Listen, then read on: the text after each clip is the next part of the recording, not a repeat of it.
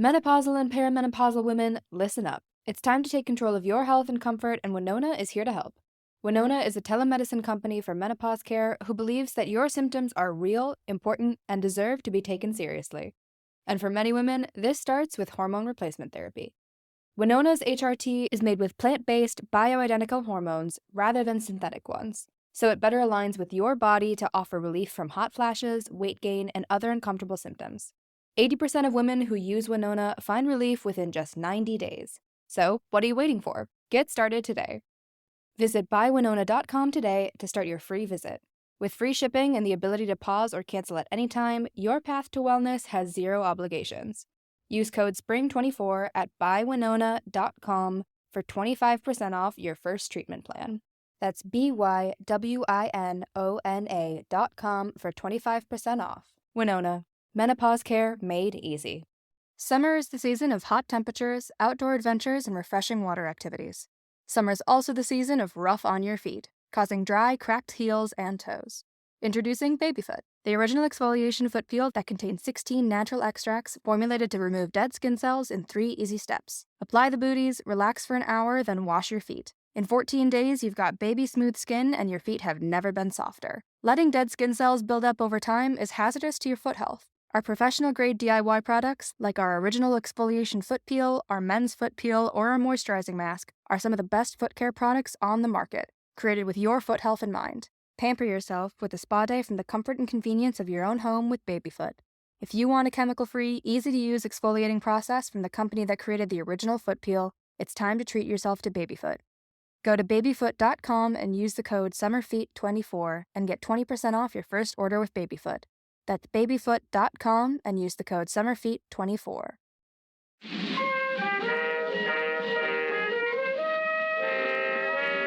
Hello, and welcome to Too Stupid to Live, a podcast that reviews romance novels $5 and under. I'm your host, Becky Feldman, and technically it's now Boo Stupid to Live. I did that because it's October. I didn't just suddenly become a ghost. Don't worry, I'm not a ghost. I'm an alive human woman. And you know who else is an alive human woman? My guest today. And she's actually one of my favorite alive human womans.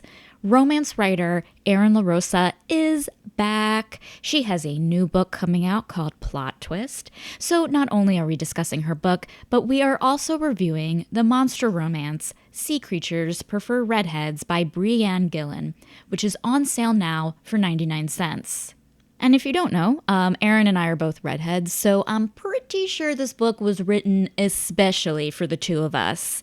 So please enjoy this episode with Erin La Rosa and our review of Sea Creatures Prefer Redheads. Erin La Rosa.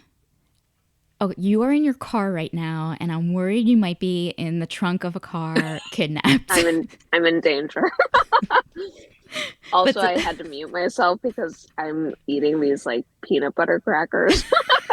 This is the life of like having a toddler and a 4-month-old baby who are both asleep in my house right now. So I literally like poured a glass of wine, like a big glass, and the only private space I have is my car. So I'm like, it's dark outside. I saw what I think might be a raccoon in the street. So it's going well. I'm loving this. It's like you kidnapped yourself. Yeah, I'm giving myself the space I need. I'm kidnapping myself to give myself the space I need. But Becky, yeah, no idea how excited I am to talk not just about my book, but maybe more so the book that we read, because it is so fantastical. It has to be read to be believed, and yes. I can't wait to discuss it. I can't wait to discuss it with you either. Okay, but we should, because like I don't want your like publicist to be like, why didn't you talk about her book that's coming out that's like out now? We're talking about this like sea creature sex book. Supposed to be talking about your sex book. Yeah, your sex book. Like, okay, listen, it's always polite to let the author's sex book come first, and then we'll do the sex book that we're reviewing. The rules of romance. Yeah, it's like it's the rules of the game. No, but Erin, you have Plot Twist coming out, and And this is very exciting, I imagine. It's your I'm second. so excited. Yeah, it's coming out November 14th, and it is the second book in my Hollywood series, so it takes place in LA. Mhm. It is about it's very meta. It's about a romance author named Sophie. She's working on her second book. This is my second book. And she goes viral accidentally because she gets drunk at a karaoke spot and says that she doesn't believe in love and love isn't real. And the truth is that like she has never been in love, but she is a romance author. So people figure out, oh, this is this romance author who's like saying that she doesn't believe in love. And so in order to kind of salvage her career and also cure her writer's block, she decides to revisit her past relationships to figure out why she's never fallen in love. And I got inspired for this book because I don't know if you've seen this show called Lovesick on Netflix. It's so sweet. I love that show. It's about a guy who has to talk to his exes because he gets like chlamydia or gonorrhea or some curable STD. But he has to go and like tell them like, hey, you might have this STD. So I was like, what's like a sweeter version? And so this was kind of my version of that. And it's a like friends to lovers book. She connects with her landlord Dash, who is also her best friend's brother. The book is filled with romance tropes because I'm a romance author writing a book about a romance author, so I had to add in every single trope that I could, and it was very fun. Of course, and you did it flawlessly. I felt like all of the Thank tropes you. were in, and it was just like so smooth that it's almost like, oh, I forgot that this was a trope. Like I know like only one bed is a trope, but it's like, and there isn't only one bed scene in it, but it was like so flawless. I was like, oh yeah, this is a friends to lovers. Oh whoa, there's only one bed. That was in there too. I don't believe it. You know what I mean? I know, and she comments on it as you know, she's like, I'm a romance author, and there's only one bed. Like I thought this trope would never happen to me. But that was fun to write because I've actually, you know, I've never written that, and it's hard to write. Yeah, you have to come up with the scenario where it's like, okay, really, there's only one bed. It's not easy. My scenario, like if I were to write a book, which I'm not going to do, but like I always had this one scenario is that there's only one bed and the floor is covered in snakes. So no one can sleep on the floor. My mind, I was like, is she going to say the floor is lava? Like they're playing the game and they just have to. You know what? That's even better. Yeah. They're stuck in a volcano. Sign that I have a toddler. The floor is lava. Yeah, they're stuck in a volcano and there happens to be a bed in the volcano. Of course. And it's just like only made for two. And it's like the rest of it is lava. What are they going to do? What are they going to do? That's a good question. Well, but yeah, I had a great time writing this book. It's so sexy. It's so sexy that Kirkus Reviews actually mentioned that it has what they said, quote unquote, is robust sex throughout the book. Okay, robust sex. Robust. I love that. It is robust. Yeah, I made like a whole Instagram post about it because I was like, I was like, does Kirkus ever acknowledge sex in their reviews? But they certainly did in mine. I think of robust when it comes to like flavors of food. Like, yeah, I find like, and so I'm like, strong okay, flavor. It's a strong flavor. Like, flavor. I feel like a roasted red pepper with a lot of seasoning. Like that to me is robust, and it's like this book is the equivalent of like a beautifully peppered roasted red pepper, beautifully seasoned roasted red pepper dish. Yeah, I'm really proud of my sex scenes. I did write the sex scenes for this book first, so that's probably why they feature so prominently, because I was like, I really want to read a romance book where like my favorite kinds of sex are in the book, like my fantasy sex scenarios. So anyways, sorry, that's probably TMI, but no, well, let's talk. Book has it all. Yeah. Let's go. Let's but no, but like I you know, read the book when you first sent it to me, and then I reread it again last week, and like the one sex scene, or like I guess they don't have sex. She's like sitting on his face, and it's a beautiful day in Los Angeles, and it was like that to me stuck out with me because I was like picturing like birds, you know, like tweeting, like, you know, it's, you know, Cinderella or Snow White, and she's in like a cute little dress. But she's also sitting on his face, and I'm like, this is a fantasy. This is like every dream come true. That's exactly right, and that's why I wrote. Yeah. But I did. I was happy to write that. And unfortunately my parents keep being like, "Oh, we can't wait to read it." And I'm like, "Uh-huh. Cool. Read it. Read it. I'm Read sure it." they'll be like, you're probably giving them ideas. They're like, well, if this is our daughter's fantasy, I'm just kidding. I don't know why. I'm just like, I'm going to make you feel real uncomfortable right now. Yeah, um, it's a good time. so, okay, my question for you is this is the premise of this book. It's about a romance author having never been in love. And I know that you're happily married and have kids and things like that, but like, does it translate to real life? Like, are you, as a romance author, like, do you feel like you have this expectation of yourself to have like this amazingly romantic life? Well, that's a really interesting question. I haven't been asked that before, so I don't have like a prepared answer, so I'm gonna just like wing it. Your PR person is But so mad at me right now. Like, sea she's monsters and questions. fucking no. No, I mean, sometimes I do, especially Mm-hmm. on social, like I you see a lot of romance authors kind of talking about the loves of their life and what their personal lives are. And for me, I absolutely like am head over heels with my husband still. And but I don't share a lot of details about us because I don't know, like some of my private life I like to keep private, and Of also like course. he's not even on social. So if I do a huge post about him, he never even sees it.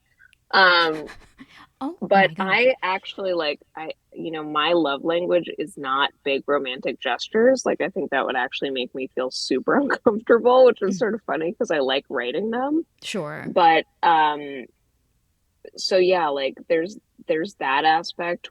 But I know a lot of romance authors who are single, some of whom have like never really been in a serious relationship, and actually like this was kind of inspired because I went to a wedding. It was probably like 3.5 years ago because I got I got pregnant right after that wedding. Um, Made me pregnant. But my friend was giving her speech, to her now partner, and she mentioned that she was a YA romance author, and she was like, I wrote about romance, and I had never been in love before until I met you, and then I really understood like actually these feelings about, because she had been writing romance books but had never been in love before, and then got to experience that with her now husband. But I remember listening to that speech and I was like, that's so interesting. I was like, I hadn't really thought about that. Like you're writing about love, but you actually don't know what that feeling is. You're imagining it, which is a lot of writing, right? Like I write about all sorts of things that I like have no idea what they are. Like Right. Yeah. I But I haven't feel like, personally experienced them. yeah, like, but I feel like to an outsider, I'm talking like, I feel like to a non-romance reader, if you were like, oh, like kind of like the premise of what's the thing with Kathleen Turner and Michael Douglas, like Oh, every Romancing the Stone, exactly, like you my are fave. yeah, like are you like this, like is there an expectation from like non-romance readers like for you to like, oh, can I come to you with my romance problems and you can Well, help you know me? what I feel like people talk to me about a lot is like sex stuff. Hmm. Like people will assume that I want to hear about that. The other Right. thing that sometimes happens is like sometimes I've gotten messages from readers who were like, "Oh my God, I read your book and it inspired me to break up with my boyfriend." And I'm like, "Oh God." Like these like things where I'm like, "Oh, well, like if that's the best decision for you, like great, but it's like they have read a romance that I've written and are so inspired by it or feel like that's the love that they deserve, which they do, that Hmm. they then dump their partner. But like there are things like that that have certainly happened to me. I don't know that I've had people be like, "Oh my God, you must like be so in love with your husband," but there are some romance writers I know whose husbands, we jokingly call them like book boyfriends because they're Hmm. like so perfect, or they do these like grand romantic gestures, and So that definitely does happen to romance writers. True, but like I'd say book boyfriends or otherwise, you're human beings in the real world. You know what I mean? Like Yeah, yeah. like 90% of the day you're pretty shitty and then you like do one night that doesn't I mean come no, I'm just kidding. Congrats to everyone and their book Becky. boyfriends. I'm Yeah, just no, saying like, you know, I'm sure like like you can do a grand romantic gesture, but like it doesn't mean that like, oh, you're leaving your socks on the floor. Like that doesn't negate this I thing that know. really annoys me, you know? Well, it's sort of interesting that you mentioned that because the third book, I just turned in a draft of my third book, and the guy in that, my hero goes back to, or my heroine goes back to the hero's house, and she, the expectation, of course, is like something really beautiful, pristine, like masculine, and he basically has like a bachelor pad that's kind of like mismatched furniture and Mm-hmm. like things in weird places, and she's like, really, this is your place? Like, what's going on? So I also was kind of like, I'm not going to describe this person as being like totally perfect because that's not real life. No, of course not.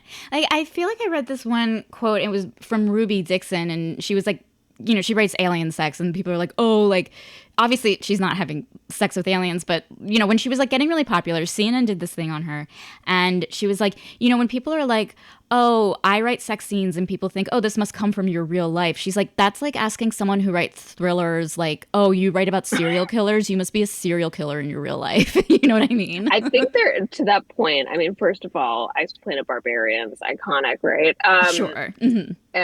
But yeah, like I totally agree with her. And I do think for some reason people feel like they can ask you about sex stuff. And I think it is because sex is so taboo. So to have someone put it out there is Hmm. almost like opening a door of like, oh, now I can finally like talk to someone about this thing. Which Right. I honestly don't usually mind because I love talking about sex. So feel Right, free. yeah. But I feel like, you know, there's something I very much related to in this book. Had nothing to do with the sex. But when she walks into a bookstore and Hmm. where her book was sold, and she feels like an The Rip imposter, Bodice. the Rip Yeah. Bodice. And I feel like imposter syndrome is probably a thing that is very prevalent in Los Angeles. I very much related to it, and I'm as a creative writing your second book, writing your third book, like how do you deal with imposter syndrome? Do you have it? First of all, if you don't, Yeah. how do you not have it? And then two, how do you deal?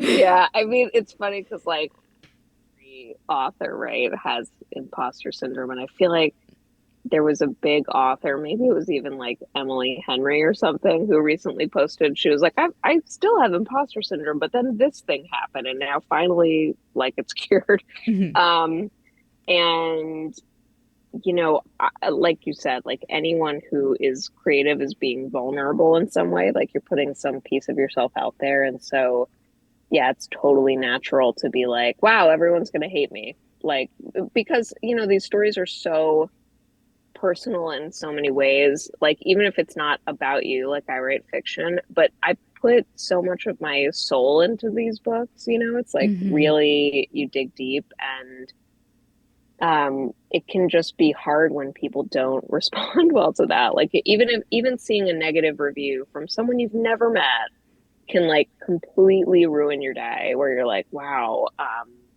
this person hated my book and they like did not finish it. That's how bad. That's how bad it was for them. Um, and in terms of like dealing with it, something that I try to do is honestly I skip over reviews that have low star ratings, for Of example, to just course, like yes. not read them. But I used to read the negative ones and I would totally spiral. Mhm. Also, something that I've started doing is that if people tag me in a negative review, which still happens, or they'll tag me in like a 2 or 3 star review, I actually do Tisk comment tisk. on those now. And I say, like, hey, you really shouldn't tag me in this because this Right. is like not a positive review and this doesn't make me feel good. Yeah. And I don't I've think you should tag someone in positive reviews. Like I feel like positive or negative, like this don't tag the creators of the maybe don't. reviews. I Yeah. know it is awkward, and like, it is funny also because when I do respond, like I've gotten comments back from these people, or they'll DM me and they'll be like, oh my God, like, I didn't realize that would hurt your feelings, but of course it did. And I'm so sorry. And I'm like, yeah, like, please don't do this to authors. Right. But like a lot of the things that help me not spiral are just to try and not look at what other people are saying, and try to focus on the positive. But Mm-hmm. it's really hard. Like, hopefully, if you're an author, you get validating feedback, and it's really nice when you get someone who messages you and tells you how much your book meant to them, or just gives you any kind of positive reinforcement and you can latch onto it. But something else that I did was, like, I remember with my first book, I got a blurb from all of these, like, people who I loved, these Mm-hmm. authors who I admired, and I printed those out and hung them above my desk, because I was like, well, if Aw. this person liked it, like, that's all I need. Like, that has made my day. So Yes. doing stuff like that can help. Oh my God, of course. And the fact that you're still going. Like I feel like, you know, like if you let things like that get the best of you in any kind of career or creative passion, like if you stop doing what you're doing, then they win. But if you're just like continuing to Yes. do what they are criticizing and you're just doing it anyway, there's something within you that you can't even define that is just like, I need to do this. This is my passion. This is what I need to do. Like you're already succeeding. Yeah, I mean, I think that feeling too of like, Hmm. oh, this thing makes me so happy, and I just Yeah. have to keep doing more of it. And you also know the feeling when you're not in the right place, like not where you're meant to be. Hmm. Um, I do remember, like, to become a romance author, I did leave like my full-time corporate job at Netflix. I had like saved up money to do that. And I know we've talked about this, but my boss at the time just said, like, you really have to follow where the universe is telling you to Hmm. go, meaning like you have to listen to that inner voice, which is like what I was doing. And Yeah. I think you have that too, where it's like telling you when something is working, something's not. Hmm. So, And I think, like, honestly, that is a big theme in this book of like self reflection. Like, you have, I mean, mhm. yes, Sophie's doing it through TikTok and like seeing all of her, exes and things like that and like figuring out like what went wrong. But I feel like Dash also has his like, he's going through like some sort of like self reflection by like, you know, he's an actor, he comes from a legacy of like Hollywood royalty and having to like Mhm. actively break away and be honest with himself and be honest with his family. Yeah, acceptance, like self-acceptance, and finding people who accept you for exactly who you are. Those Hmm. were messages that I really wanted to hammer home. And to your point, like, I do that in various ways. Like, Sophie in the book is pansexual, and, sexuality is something that, like, I actually kind of intentionally don't hit you over the head with it in the book. It's just Hmm. sort of like she is accepted in the world, with her sexuality, and it's not made, it's not a huge plot point in the book, really. Right. It's just like Yeah. that's part of who she is. Which And is at no great. point, Yeah. yeah, I really wanted that to be part of it. And at no point does Dash like question her about it, really, or like, um, he just accepts her for exactly who she is, and vice versa. She accepts him for the fact that, like, he is dealing with sobriety and recovery. He's in recovery, for alcohol addiction. And, you know, I'm not going to spoil the book, but things happen toward the end of the book where they both have to accept each other with their flaws and because of their flaws. And that's ultimately what love is. Hmm. When you fall in love with someone, you're accepting every single part of them. And that's what I wanted these two to have, where you just feel like, no matter what, they are in it for the long haul. Like, they are going to get through this together. Absolutely. Because it feels like, again, not to spoil, but like in their trajectories, they do the way the obstacles that they go through, it is something that like oh, I'm curious if other writers would shy away from this. Like the decisions that they make are like, oh, is this too dark? Like, oh, is this too Yeah. flawed, you know? And I think that was what's so refreshing is that you got these like flawed characters who do make like serious and, you know, perhaps stigmatized mistakes, you know? Yeah. But still giving them this happily ever after. Did you feel any like trepidation when you were like coming up with their characters and their backstories? Yes. Yes, I did. Mm-hmm. For like a few reasons, I think with Sophie, this was a really interesting writing experience and personal experience for me because, you know, I have known most of my adult life that I was queer in some way, but I like Mm, couldn't really pick a word for it. Like bi didn't feel right and mm-hmm. gay wasn't right either. And then, in learning the term pansexual, which to be honest, I really only came to know a few years ago, I was like, oh, this actually feels like what I am, Mm-hmm. is that I'm attracted to people. And so in making Sophie pansexual, I was like, okay, I'm really going to explore my own feelings as well. Like Mm-hmm. she's going to be reflecting my feelings and some of my experiences. And so that's going to be very personal. And it might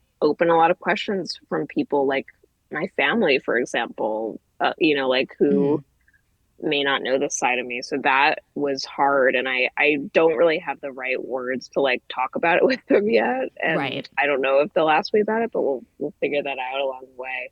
And then with Dash, he is sober, going through AA. Those are things that I have not dealt with. And I had to really approach his journey very carefully, because obviously I want to do justice to people who are in recovery or have been facing addiction issues. And, the personal experience I pulled from it sounds probably a little weird, but I had an eating disorder in high school and college. And so as I was reading about being in recovery and sobriety, um, the journeys felt weirdly like similar, like in Mm-hmm. terms of triggers that people face and being in social situations where you feel triggered or you feel um, that urge to use, or, in my case, with my eating disorder, it's sort of like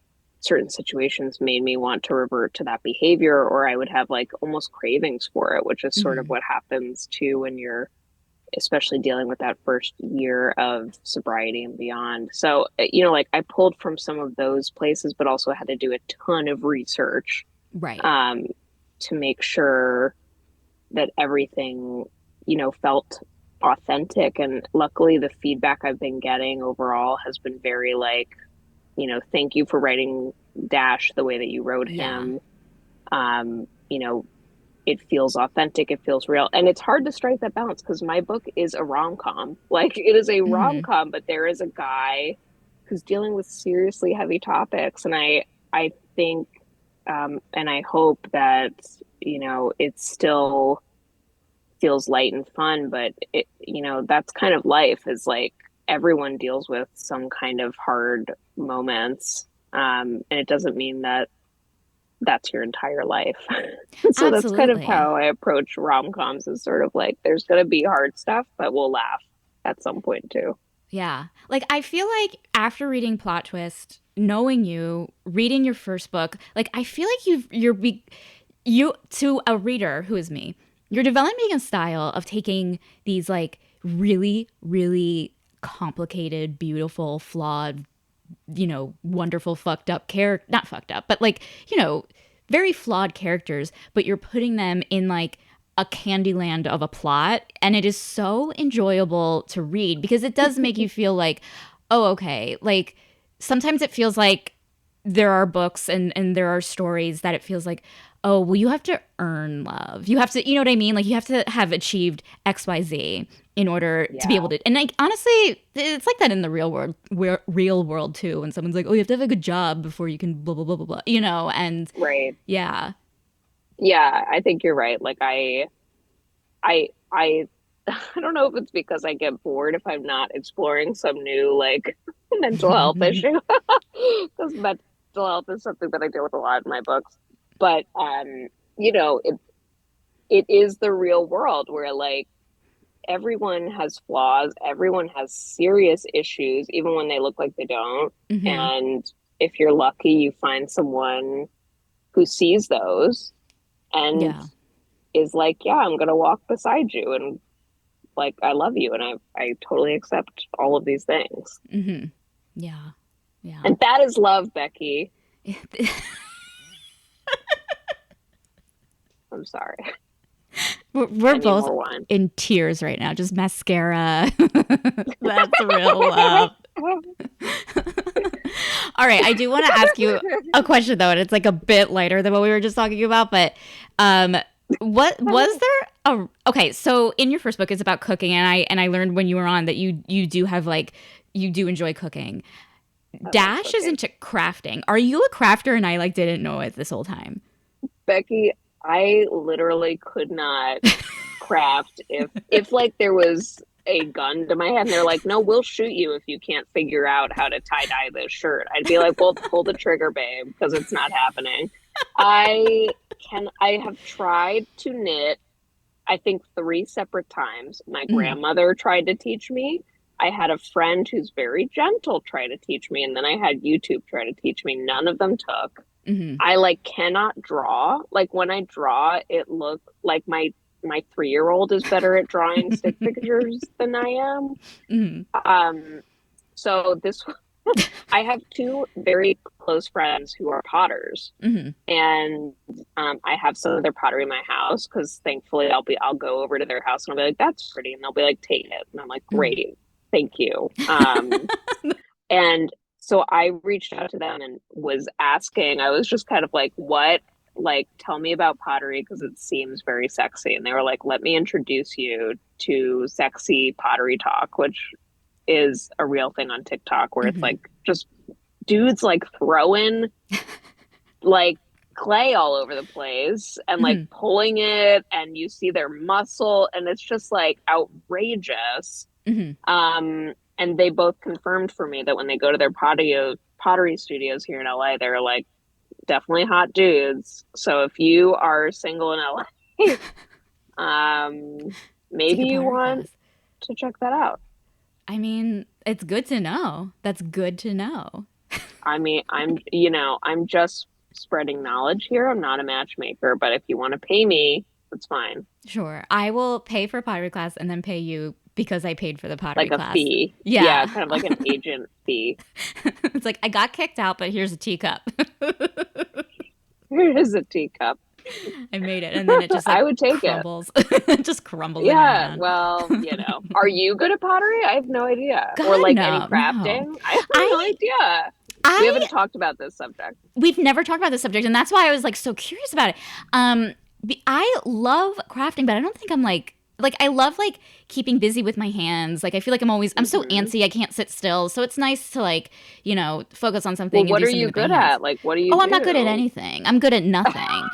I used to I was just like, what am I gonna steal from your house now? I'm oh like, okay, I'm gonna like point at a crocheted blanket and be like, oh wow, yeah. Becky. You'll be like, no, well, enjoy. It was from West Elm. No, I'm terrible at it. I used to like really like the idea of like decoupage and just like actually, you know what? In Mm. college a lot, I used to like just be really stoned and just like cut and I had like decoupage and I would just like cut out different images from like the magazines or like newspapers or whatever we'd see and I would like decoupage it into like a journal and like I don't know, I just like always loved the idea of like My husband did collages. this. My husband did this too because I told him he needed a hobby during the pandemic. I was like, you have to do something. And he picked up decoupage. But like his stuff looked pretty good. Like I'm not an art person, but I was like, yeah, sure, I'd pay $1 for that. Sure. Yeah, I mean it is like you don't really I mean I could be wrong and there's gonna be like decoupage artists who are gonna like come after me but like it's like it doesn't really involve drawing, it's like gluing, so you're inhaling a lot of Right. like it Right. smells good. I'm not gonna lie, the decoupage goop thingy, it smells real good. It's like a mixture of glue and mayonnaise. I love Oh. it. Oh, okay. I Yeah. better ask Owen about this. Where is he? Where is he hiding this glue stick? And it's like there's something nice about taking something plain and like making it more interesting, like on your own dime, like by yourself. You designed it yourself, like. But that's like the extent. I cannot, for the life of me, like do anything else that Well, remotely at looks least we're like. both, terrible at Mm, it. I hmm don't know. I mean, I'm terrible, but I know how bad I am, and I don't attempt anything anymore. I'm like, okay, well, I know my strengths. It's not crafting. But my Right. best friend Yeah. is like genuinely very good at crafting, and so I'm always envious of people that have that bone. I just don't. Yeah. I feel like I thought I was good at crafting for a really long time. And then, like, one time I, like, saw something that I made. I'm like, this is fucking trash. Like, what is wrong with me? And then it was just, like, Somehow, really wrong. whenever I tried to knit, like I would try to knit a scarf and it would turn into like a triangle pot holder every single time. That Yes. was what I was really good at, was like triangle pot holders. Yeah, I've accidentally, So like, made, like, an earmuff headband when I tried to, like, make a scarf. And it's like, I don't think. And it took me a good 15 years. Like, I don't, like, it was. Oh my It wasn't, God. like, a couple of months. I mean, not to transition, but you We know who's should. really good at like Art crafting is this. is Yeah, Opal. I Spice am Opal in this book. Opal in this book. I'm actually very excited to talk about this book with you because not only are we both redheads, but Yes. it's based in the 1940s Hollywood. It's like kind of inspired by B movies. And didn't you and I take a class in college together where it was like about B movies? Or am I? Well, there was a camp film class, which is I think what we took, right? Yes. Yeah. And So kind of I along the lines. now what did you do your thesis on or whatever? Do you remember? Nunsploitation. Nuns having sex with each other. Hmm. Yeah, I Mine loved it. was Pig Farmer's Daughter, which was a genre. So I watched a lot of like B movie pseudo porn called Pig Farmer's Daughter. Yeah, that's what It's good. I just watched like pseudo porn of nuns fucking each other. Yeah, Well, that's they right. weren't fucking. Well, sometimes they were, but But and I was like close. thinking about that class, thinking about this book, and I'm like, would that class still be around? Like, I could the hope it is. Oh my God, I hope it is. I think about that class all the time. Me I was like, I too. literally sat in a booth watching porn for class. Yeah, he Good. showed us a we screened a full on softcore porn. Like we were Emerson watching it. College, y'all. Go Lions. Yeah, we were watching it like the way we had to watch, Citizen Kane, but we were watching like legit softcore porn and having to like analyze it. Yeah, I mean, it was maybe my favorite class that I took there because I was like, I'm never going to do anything with this No. except that I can tell people that there is a genre of Yes. 70s film called Pig Farmer's Daughter, and that's my fun fact. Like now it's like you have this thing that you've seen that you've full on analyzed and Can't studied. unsee it. Yeah, you can't unsee it. I forget Um, everything I learned in college except for everything in that class. I know that class is so incredible. Should we teach that class? I Like think out here at so. the Emerson Extension program? Okay. Why not? Okay, I mean we should, but we'll we'll come up with our Let's syllabus sidebar later. about that. We'll Okay. sidebar about that. So the book that we reviewed is Sea I just saw you Creatures. pick up your giant wine glass. Just saying that. Okay. The book that we are reviewing is Sea Creatures Prefer Redheads by Brianne Gillen, and it is currently at the moment 99 cents for the rest of the month of October. This is a bargain. Yeah, total bargain. I actually found it. I'm not gonna lie, I found the paper copy version at the Rip Bodice a few months ago, and I saw it and I was like, I'm genetically required to purchase this. I have Anything to with purchase redhead this. in the title. Yeah. Oh no, I'm a sea creature. No, I'm kidding. I'm a redhead. Oh, wow. Okay, I have questions. Yep. Yeah. Oh, yeah. I meant to tell you. You don't craft, and I am a sea creature. Okay. Okay. So I wrote a synopsis. Now, I need you to imagine what I'm about to read. The synopsis I'm about to read is like the voiceover of like a 1940s movie trailer to like the creature from the Black Lagoon. So just imagine right now. There's like, kind of like suspenseful music, like burr, burr, burr. And then, okay. Not since the beginning of time has a sea creature known a ginger like this. Opal Prince, a Hollywood makeup artist. She's shockingly sweet, wildly creative. Science couldn't explain it, but she designed a monster costume that looks eerily similar to actor Adrian Watterson's true form. Yes, this heartthrob may look like a man, but he's actually a kelpie, a mythical sea creature that resides in the deep, deep waters of the Atlantic. And when Opal gets closer to Adrian, their bond is immensely strong. Prepare yourself for underwater oral sex, a feat impossible for any human to attempt, and strap in for a colossal underwater orgasm that women only dream of. You'll be shocked, awed, epically moist by the most titillating monster romances. Sea Creatures Prefer Redheads, coming now. I wish people could see your face when you were doing this because it was so funny. It was so intense. Oh my God, that was perfect. This is what I worked on all day. It paid off. It paid off. Thank God.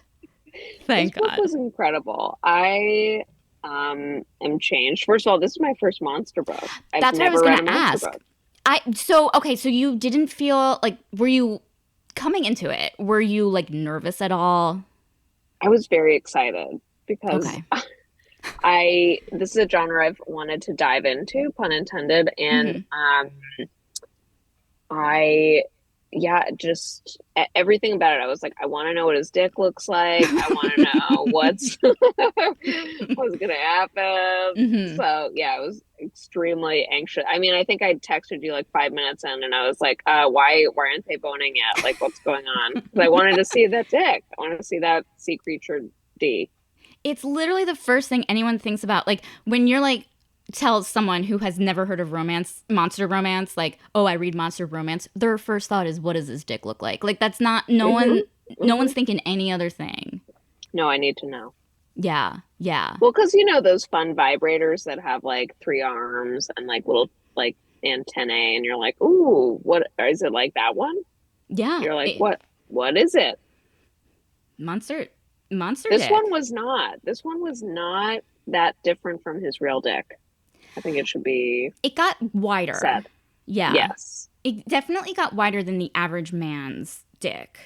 So yeah. I'll give him that. Basically, they were like, it got bigger, but it basically looks like a penis, and you're like, oh, okay. Yeah. Okay. Like, because like I feel like this book kind of like eases you into it because. To be fair, the main character, Adrian Watterson, he is a shapeshifter. So he like is this like kind of like, I guess, kind of like a mixture between like Creature from the Black Lagoon and like, what was it? The Shape of Water, like that kind of character. I thought of The Shape of Water immediately. When I was talking to my husband about this, I was like, the woman who wrote this watched Shape of Water, got very excited. Yeah. And here we are. Yeah, here we are. I mean, finally, honestly, as I was reading it, I kept thinking, like, this is what The Shape of Water should have been. Like, I'm not going to lie. Yes, like, it's a good movie, I agree. I would rather this. Yes, I agree. And also, you sent me this YouTube video about, like, the woman it's actually based off of, which I thought made the book way more interesting once I knew that. Yeah. So it's based off of, oh gosh, I forget her name, but it's the main character, Opal Prince. And it's based off, like, this is true. In the, B movie, 1940 something, Creature from the Black Lagoon came out, and like, it was actually a woman who designed the actual, like, iconic creature, but it was a man who had been taking credit for everything that she's done. Her boss. That's terrible. And in real life, it kind of ended kind of sad because she kind of, not sad, but like, she did end up leaving the industry. But here, you kind of have the payoff in the end where like the boss gets ousted and then she gets the promotion, and it's like, yes, that's how it should have been. That was nice. That was sad. Although I will tell you, I skimmed over that part because I was like, I want to get back to them boning again. I get that. I understand that. Yeah. I mean, I will say, like, knowing that this was, like, based on, kind of, not based on, this wasn't based on a real sea creature who came from the water. No, but, like, knowing that it was just, like, based on, like, actual Hollywood history, and the fact that, like, That was really interesting to me. I I liked thought this so too. world. Yeah, I did too. And to be honest, Becky, I didn't realize that it was set in the 40s until you sent me that link. Because I was like, there was nothing about it really that was like period, I will be honest. It felt I was reading it as like a modern story, except that the dialogue was a little bit old timey. And I kept being like, Hmm. wow, I wonder why it's so old timey. And then you sent me Right. this link and I was like, oh, I see. I have Yeah. been laboring under a misapprehension. Listen, it's okay. Like, I feel like, but like, and I was looking at the dialogue because I was like, oh, they do talk like really dirty and they say They fuck and sure like, do. it's not like, oh, how screenplays were written in the 1940s. It was like, oh, okay, the people Certainly they're not. saying fuck and saying dirty things. Yeah, certainly not. Certainly not. Okay, so I kind of want to talk about the headlines of the book, which is something that you texted me, canyon yodeling. Um, we got to talk about that. Was my first headline of something memorable from the I book. was so like delighted. So there's, I mean, you hinted to it in your beautiful narration of the synopsis. But there is a underwater sex scene where they're in a bathtub and he is has transformed into his sea creature self, his kelpie self, and Mm. is able to, pleasure her underwater. And I think she first describes it as yodeling into her canyon.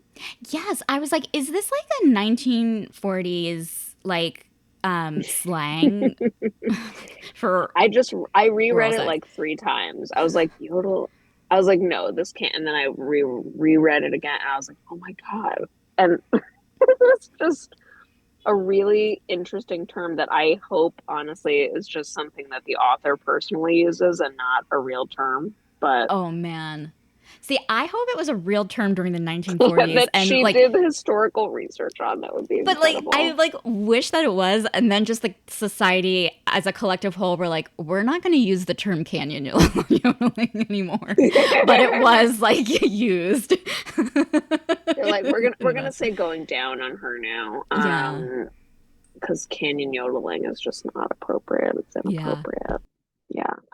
That was hilarious. It was so good. And the way, like, I feel like I very much, like, looked up to Opal Prince. Like, I think, like, even before, she, finds her love story, she has, like, a really cool life. Like, she's, yeah, I mean, it sucks and patriarchy and she's getting shit on at work and all this stuff. But, like, she's working regularly in Hollywood, I guess, is maybe why I'm like, cool. Um, and then she also like has her own house on the beach. And again, I'm like, oh, this is Oh yeah, Hollywood. that Cool. She sounded has a nice. great life. Yeah, like that was my first Yeah. thing of like, I want her house. Yes. Yeah. I mean, that was really interesting. Also, the fact that she doesn't know how to swim, but Yes. lives, right on the beach. I was like, wow, she's a dangerous woman. She's really tempting fate here. She is very much like dangerous, but like very much herself. Like I feel like even though like again, like what we were, talking about earlier, like she's going after what she wants despite the obstacles. Like she's living where she wants despite she can't swim. She's continuing to create Creature from the Black Lagoons despite the fact that she has this asshole who's like taking credit for it. She's going after Yes. what she wants. And who knows if that's a good thing or bad? I don't know. But I think like it's a mentality in out here that Yeah. is admirable. Yes, I liked her too, and I liked that. Obviously, she was a redhead. As a redhead, Yes. it's always nice to see us uh, having some representation in books. Hmm. Um, she was also extremely accepting. I mean, basically, this dude turns into a literal sea creature, and she's like, "Okay, I'm here for it. Yeah. Let's go. I'm actually more turned on now."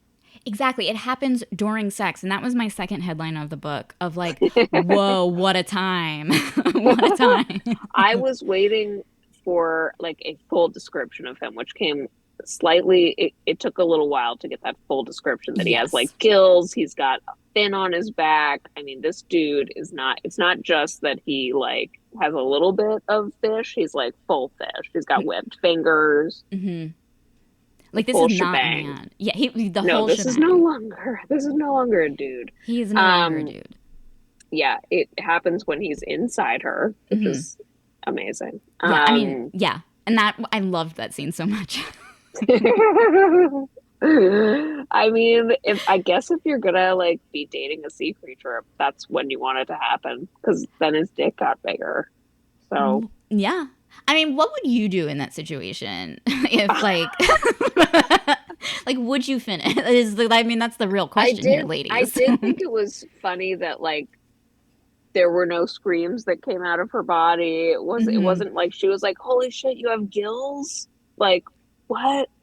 Yeah. She was just pure like, yeah, she was like, actually, I was hoping this would happen. Exactly, because it's her fantasy. She's been sketching pictures of this creature. That's true. Yeah. Yeah, I mean, I think like if Owen shapeshifted or something, like, yeah, that would freak me out enough to be like, hold on, let's take a pause. Let's maybe take you out of my body right now so we can discuss the fact that you're like part merman now. Like, right. I feel like I would want to at least have a discussion about that before continuing. True. I don't know. I get that. You? I think, well, in the throes of, I mean, it really is this Schrodinger's cat kind of situation here, because if you're in the, it's really an Occam's razor, as they say. No, but like if you're in the throes of passion, you're having the best sex of your life for the first time ever in your life. I'm gonna finish first. Yeah. Me, like, kind of. I'm like, it's kind of like, let me finish up and then we'll talk. I don't know. Like sometimes you're like you're on the precipice of something amazing, and then you're like, you gotta I will say, like, that. I've had dreams in a dream, like a sex dream, where like the person I'm having sex with will like change even. Whoa. So who am I to judge a shapeshifter, really? None of us. And speaking of that shapeshifter, Adrian Watterson, who I keep wanting to call Sam Watterson, which is not his name, but it's Adrian Watterson. What did you think about his character? It's interesting. Like, the first thing that I remember about him was I was like, why is he wearing this like necklace? Because he always has this like, it turns out to be an opal, right? An opal necklace. Very, very cute because her name's Opal. Yeah, I mean, I have questions about him. I have questions. But I thought he was so devoted to her. Yes. So sweet. It was insta love. He's very sweet. He's like a very good seaman. Agreed. But you know, the parts where I was like, whoa, were actually when his mother came out of the water, her would-be mother-in-law, where I was like, wow, it was like we're seeing his mom. They have an interesting relationship. His mother basically like cursed him to this life of sea creature. Or no, of human. Because like human. He thought it was a curse. Yeah. And his mom sounds really hot too, I think it should be noted. Oh my gosh, I was picturing Nicole Kidman from Aquaman or whatever. Like that's who I was picturing. I had like Morticia Addams in my mind. I was like, oh, this woman is hot. Yeah. Like maybe Opal should just go with her. But yeah, I feel like my questions are more logistical about him, because he was a good guy. I liked him. It was really the logistics of like, how does no one how does no one know that he's stuck as kind of like a sea creature, and they do things to hide it. But I feel like I would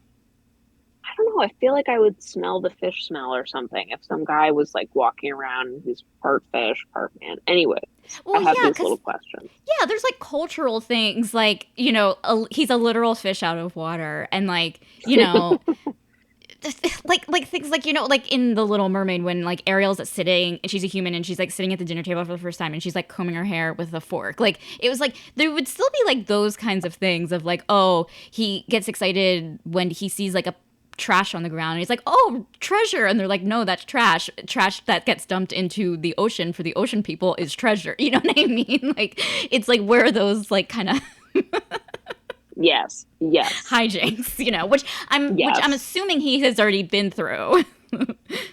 Love it. Yeah, I liked him. I mean, I like novellas because they're short and sweet Mm-hmm. and easy to get into. And I finished this like so quickly because Yes, first of all, I enjoyed the sex scenes, I will say. I did too. Um, I wanted, I feel like I wanted his body to do more funny things. Like, I know that she gets into like the webbing on his fingers, does Mm-hmm. something to her nipples, and I was like, tell me more about that. I was like, Yes. maybe his like fish fin does something. Like, make it.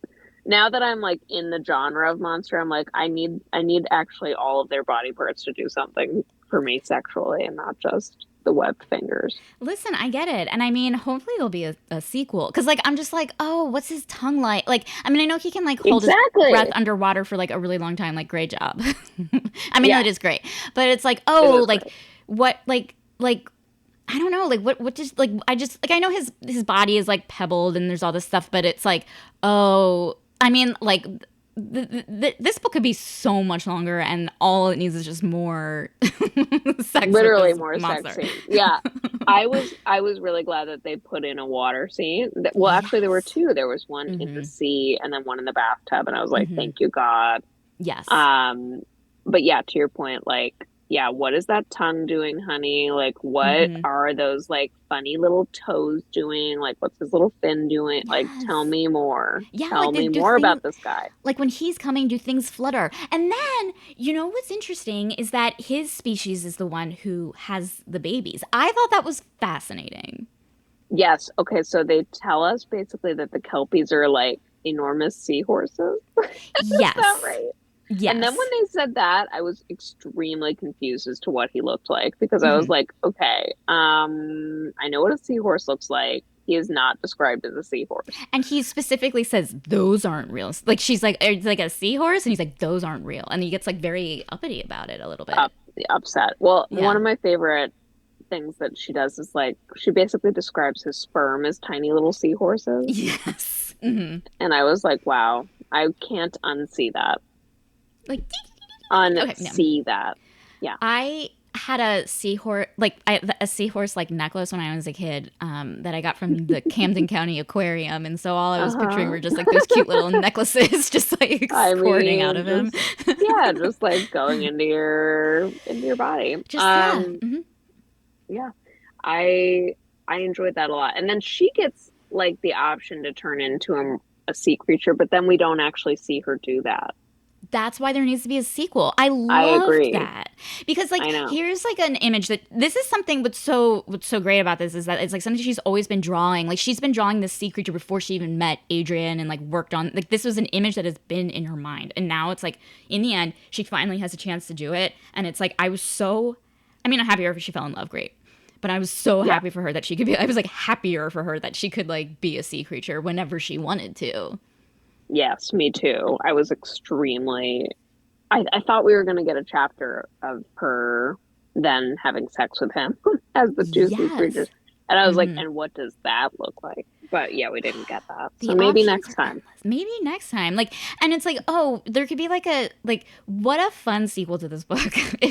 if the writer is listening, please write a sequel of like she goes to visit his family, and it's like she's a fish in water. You know what I mean? You know, like it's like a Uh-huh. meet the parents kind of like situation, but they're all like, I would love that so much. Oh my god. Yeah, same. I adored this read. I thought it was great. I was so happy the entire time because again, this is my first time with the genre. Hmm. Um, and I was very pleasantly surprised. I was really, really happy.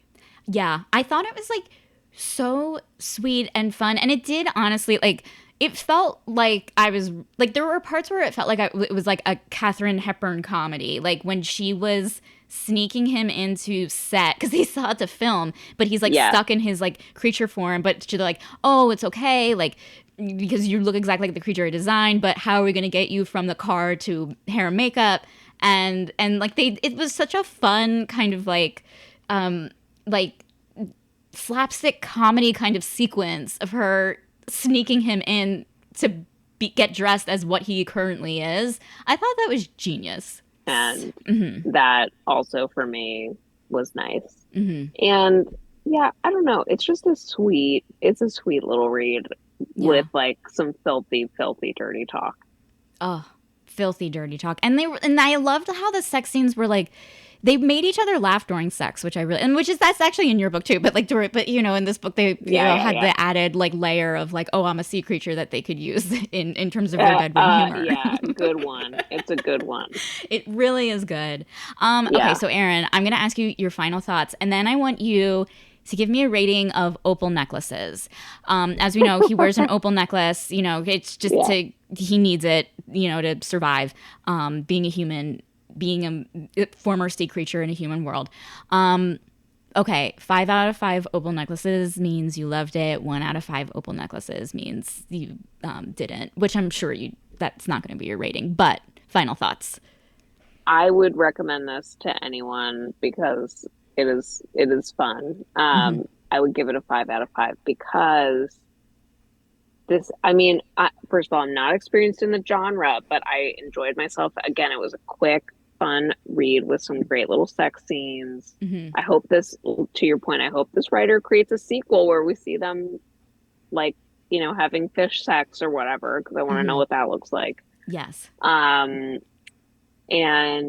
my final thoughts are, I think, like yodeling in canyons. Like I would love to get some canyon yodels soon. And I will be calling it that from this point on. Me too. Let's bring it back. Bring it back, folks. Yeah. And how many opal necklaces do you give it? Oh, it's a 5 for me. I give it a 5 too. I adored this book. I was rooting for the characters the whole time. It is so silly. It is so cute. And is like someone who, when I did see Creature from the Black Lagoon the first time, you know, it was like very young. And someone who was rooting for the Creature from the Black Lagoon to get with the woman, this finally, like, you know, scratches that itch. You're you like, know, like, yes. Yeah, finally, like, because there is something very sexual about it. There's something, I don't know, like, it's kind of like, you know, when people are like, oh, when Beauty and the Beast, like, Belle, like, I would have taken the Beast as he was. You know what I mean? Like, it's like, yeah. I have a story for you guys. My cousin got married in Tallahassee, where she grew up, which is where The Creature from the Black Lagoon was filmed. What? And she got married at the resort where it was filmed. Oh my God! And so, as part of her wedding package, you can have the Creature from the Black Lagoon appear. So in the middle of her wedding, the Creature from the Black Lagoon came out and danced with everyone, did like a conga line. And that's amazing. Becky, I wish you could have been there because that could have been your lucky night.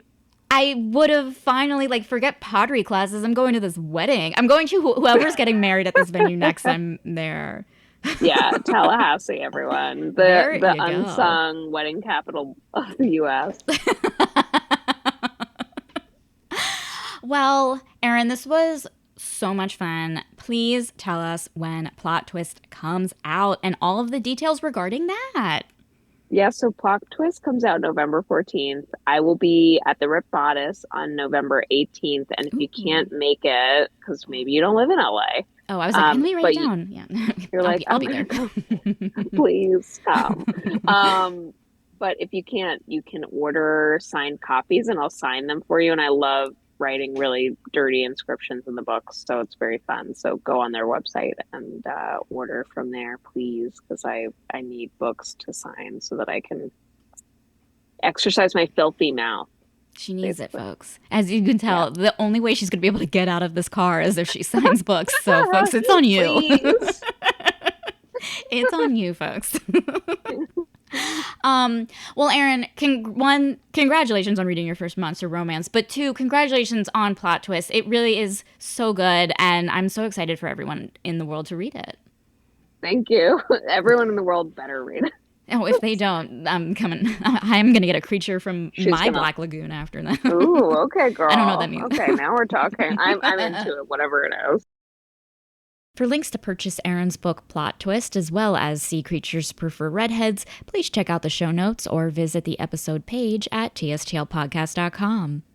Too Stupid to Live is part of the Frolic Podcast Network. For more podcasts you'll love, visit frolic.media/podcasts. Thank you so much for listening and have a great rest of your day.